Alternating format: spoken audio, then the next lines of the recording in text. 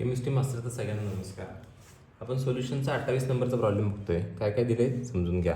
Given W1 जो दिला आहे तो दिला आहे तुम्हाला 200 ग्रॅम. W2 किती दिला आहे तुम्हाला 18 ग्रॅम. परत सोल्युशनचा फ्रीजिंग पॉईंट दिला आहे 272.07 केल्विन. सॉल्व्हंटचा म्हणजे पाण्याचा फ्रीजिंग पॉईंट सगळ्यांना माहीत आहे 273.15 केल्विन.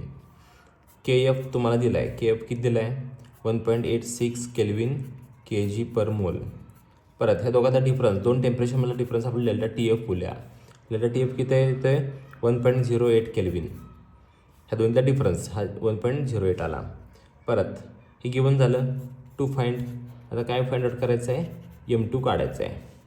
काय फॉर्म्युला असेल M2 is equals to KF into W2 into 1000 upon delta TF into W1.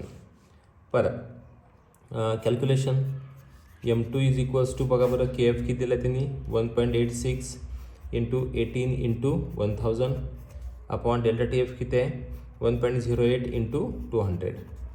हे दोन झिरो गेले. परत बे के बे 9 18 10 मल्टिप्लाय केलं किती येते 18.6 गुणिले 9 भागिले 1.08.